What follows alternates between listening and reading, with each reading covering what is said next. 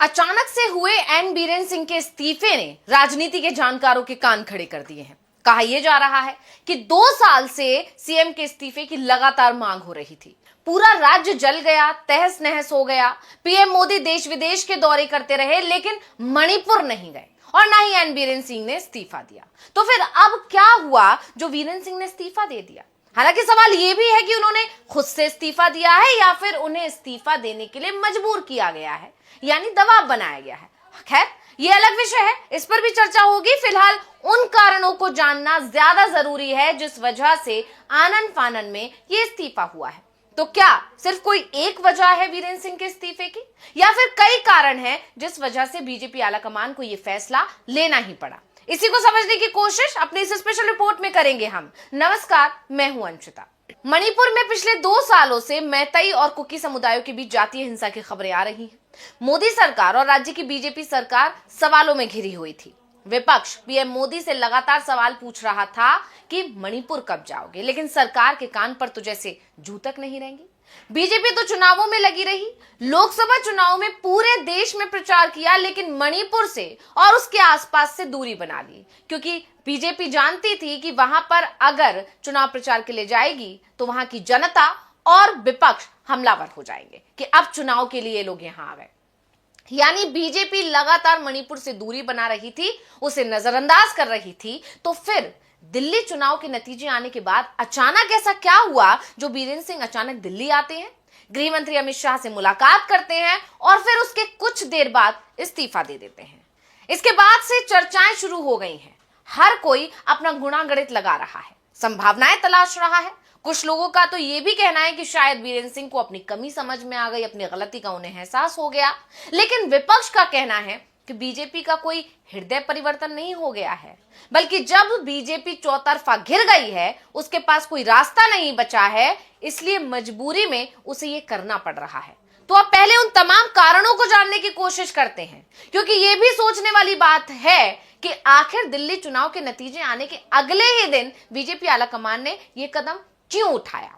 तो जैसा कि हमने कहा, राजनीति के जानकार कई अलग अलग वजहें बता रहे हैं। तो इसमें से कई राजनीतिक विश्लेषकों का मानना है कि इसकी बड़ी वजह पीएम का अमेरिका दौरा भी है। दिल्ली चुनाव के बाद पीएम मोदी को अमेरिका दौरे पर जाना है। आप जानते हैं, लगातार खबरें आ रही हैं ट्रंप से वहां उनकी मुलाकात होगी। लेकिन मणिपुर को लेकर अमेरिका का जो रुख था वो बहुत ज्यादा तल्ख रहा है।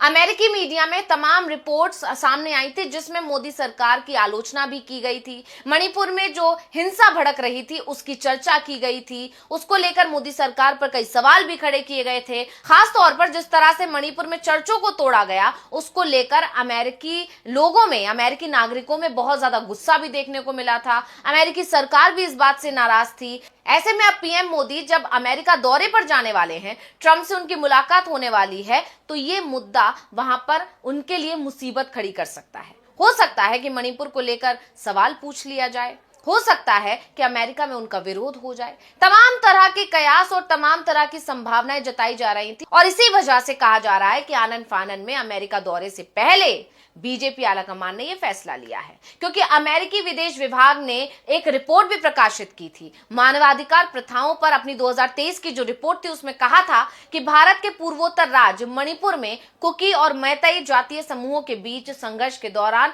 गंभीर मानवाधिकारों का हनन हुआ।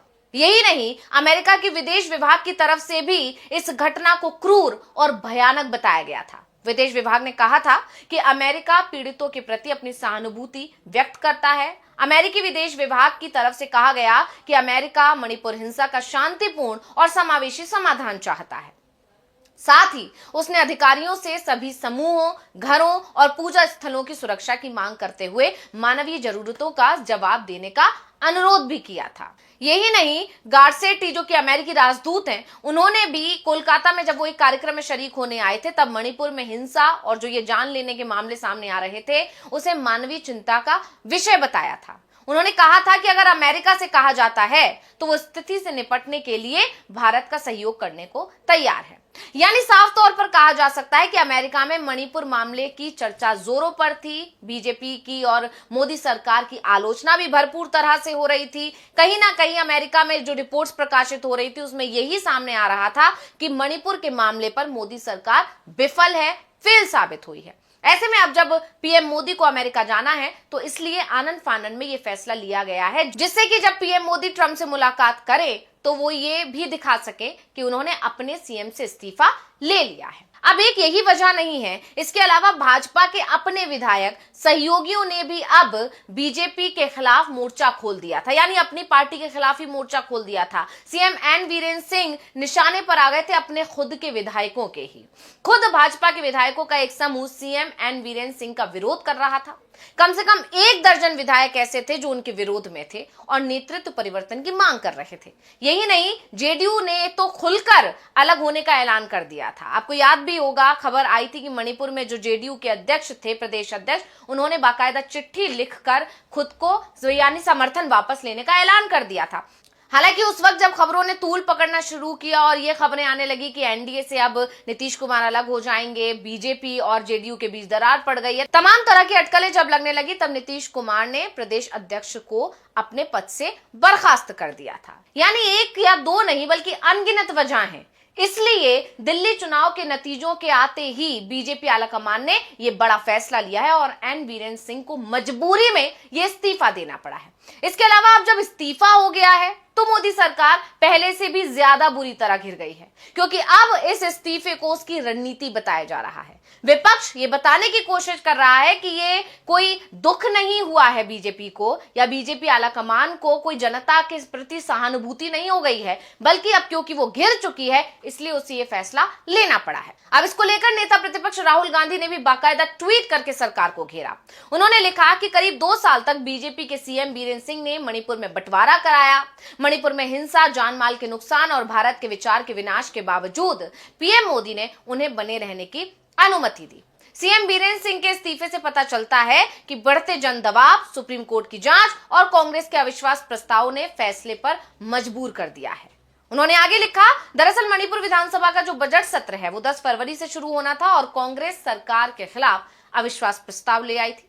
कांग्रेस की तरफ से लाए गए अविश्वास प्रस्ताव का समर्थन बीजेपी के 12 से ज्यादा विधायक कर रहे थे और कांग्रेस की तरफ से दावा किया गया था कि उसके पास 30 से ज्यादा विधायकों का समर्थन है।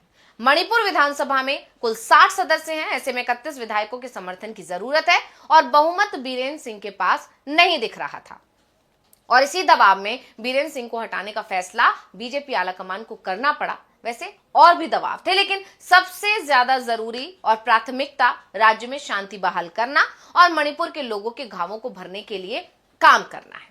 इसके अलावा राहुल गांधी ने आगे लिखा कि पीएम मोदी को तुरंत मणिपुर का दौरा करना चाहिए, लोगों की बात सुननी चाहिए और अंत में सामान्य स्थिति वापस लाने की अपनी योजना बतानी चाहिए।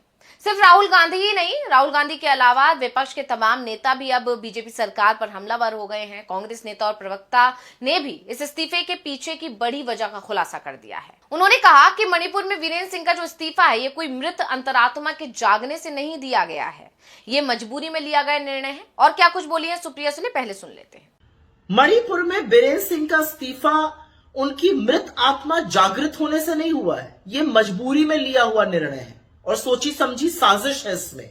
और इसलिए है क्योंकि कल से असेंबली की शुरुआत होनी थी और उनके खिलाफ एक अविश्वास प्रस्ताव आना था जो वो शर्तिया हार जाते, क्योंकि हम ही नहीं उनकी खुद की पार्टी के लोग उनके खिलाफ थे।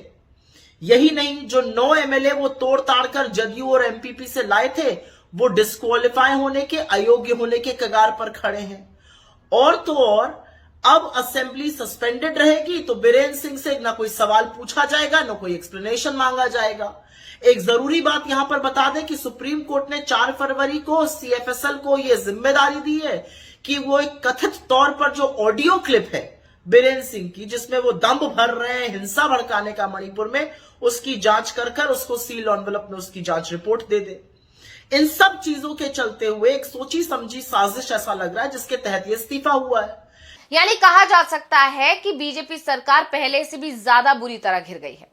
हालांकि कुछ लोगों का यह भी कहना है कि इस्तीफा हो भले ही गया है लेकिन इसमें अब देर हो चुकी है, अब इस्तीफे से कोई फर्क नहीं पड़ने वाला है। लेकिन इतना तय है कि अगले मुख्यमंत्री को शांति बहाल करने और युद्धरत समुदायों के बीच विश्वास को फिर से बनाने में भारी चुनौतियों का सामना करना पड़ेगा। और वहीं मोदी सरकार तो बुरी तरह घिरी हुई दिखाई दे ही रही है। तो रिपोर्ट आपको कैसी लगी हमें कमेंट करके अपनी राय जरूर दीजिएगा। इसी के साथ मुझे